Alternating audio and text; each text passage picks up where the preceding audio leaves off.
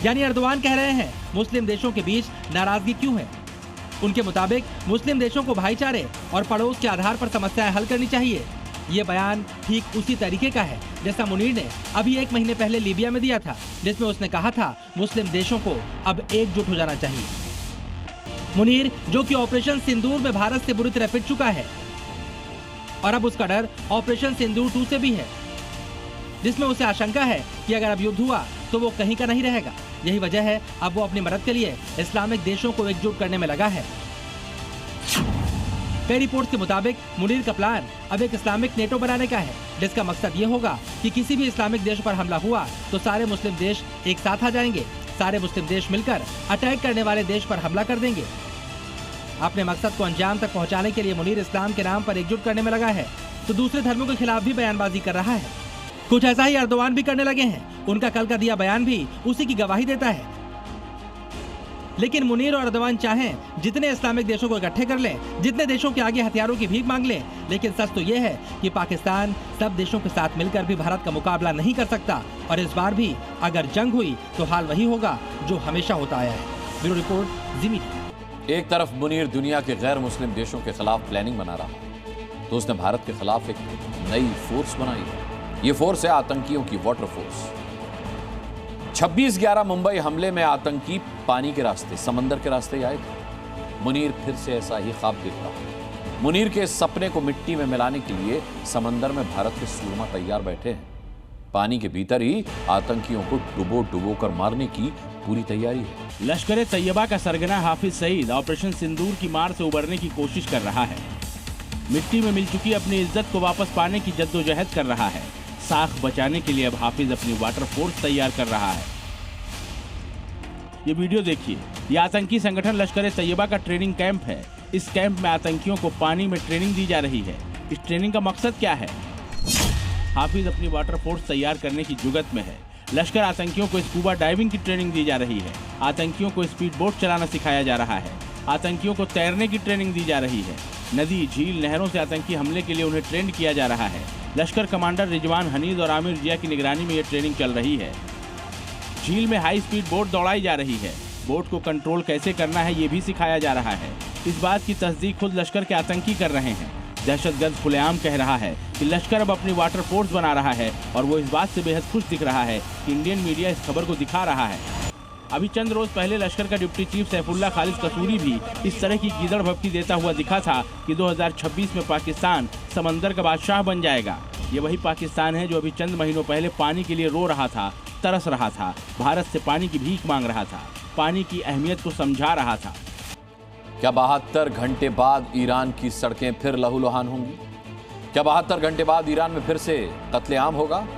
आखिर ये आशंका क्यों जाहिर की जा रही है? तो इसके पीछे की वजह है ईरान के सुप्रीम लीडर खामेनेई की वार्निंग। वो ये कि अगर ईरान की दंगा ब्रिगेड ने 72 घंटे में ही सरेंडर नहीं किया तो अंजाम बेहद डरावना होगा। 18 दिनों तक जिसने ईरान के कोने कोने को सुलगाया, आगजनी तोड़फोड़ करते हुए ईरान के 100 शहरों में तांडव मचाया, सुप्रीम लीडर खामेनेई के खिलाफ सबसे बड़े विद्रोह को भड़काया। ईरान की उसी एंटी मुल्ला ब्रिगेड के पास सिर्फ 72 घंटों का वक्त है। इन 72 घंटों के भीतर अगर प्रदर्शनकारियों ने सरेंडर नहीं किया तो 72 घंटे बाद ईरान के तमाम शहरों और इलाकों में ऐसे हंट ऑपरेशन का आगाज होगा जिसका सिर्फ एक मकसद होगा, ईरान की मुल्ला ब्रिगेड को ढूंढो, पहचानो और उनका खात्मा करो। भले ही इस वक्त ईरान में शांति हो, मगर बीते दिनों ईरान में जो कुछ हुआ उसे देख ईरान के सुप्रीम लीडर खामेनेई का गुस्सा 7वें आसमान पर है और इसका अंदाजा आप ईरान पुलिस के प्रमुख अहमद रेजा रादन के इस बयान से लगा सकते हैं।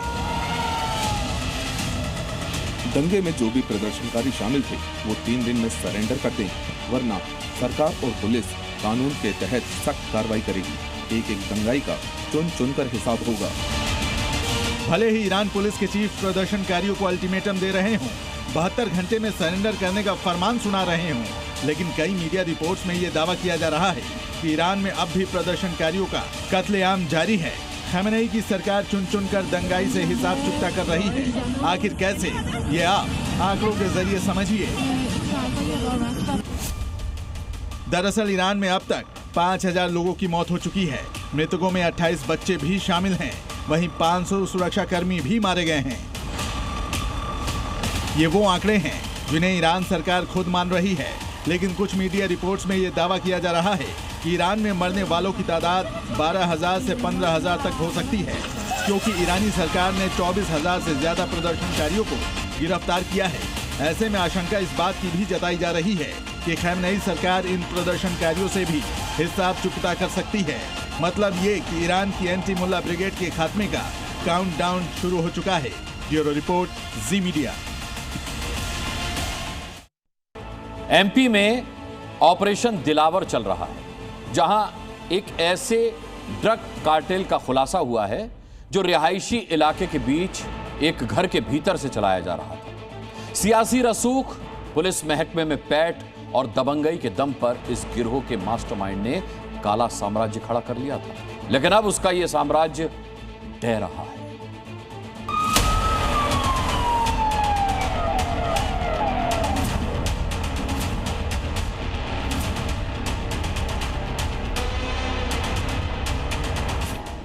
रतलाम पुलिस ने छापेमारी तो की थी नशे के कारोबार के खिलाफ, लेकिन उसे अंदाजा भी नहीं था कि इस कारोबार को किस शातिराना अंदाज में चलाया जा रहा था। छापेमारी के दौरान जो कुछ भी मिला उसने रतलाम पुलिस के तो होश ही उड़ा दिए। आर्मी के जवान की फेक आईडी, सस्पेंडेड पुलिस अफसर का आईडी कार्ड, 2 सितारे लगी पुलिस की वर्दी, 91 जिंदा कारतूस, 15 करोड़ की एमडी ड्रग्स, जमीनों की 200 से भी ज्यादा रजिस्ट्री। ये सब कुछ बरामद हुआ है चिकलाना गांव में एक घर के भीतर चल रही ड्रग फैक्ट्री से। जिस घर में ये फैक्ट्री चल रही थी वो बाहर से सामान्य नजर आता था, लेकिन अंदर का नजारा देख पुलिस अधिकारी भी हैरान रह गए। भीतर एमडी ड्रग बनाने का हर साजो सामान मौजूद था। इस फैक्ट्री को दिलावर खान नाम का एक शख्स चला रहा था, जो 2023 में जाबरा विधानसभा से आजाद समाज पार्टी के टिकट पर चुनाव भी लड़ चुका है। आगे भी हमने निर्देशित किया है कि जो भी इसमें लोग आरोपी हैं, ड्रग्स का मामला है, जो भी है सभी को आरोपी बनाया जाए, और साथ ही साथ चाहे कोई आई कार्ड जब्त हुआ हो या कोई वन्य प्राणी हो, सभी को जो है लॉजिकल कंक्लूजन तक पहुंचाया जाए। इस रेड में सबसे चौंकाने वाली बात रही ड्रग फैक्ट्री से मिली दिलावर खान के बेटे अमजद के नाम से बना आर्मी का आईडी कार्ड, साथ ही मौके से मिला सस्पेंडेड पुलिसकर्मी रऊफ खान का आईडी कार्ड और 2 सितारे लगी उसकी वर्दी भी कई तरह के सवाल खड़े कर रही थी।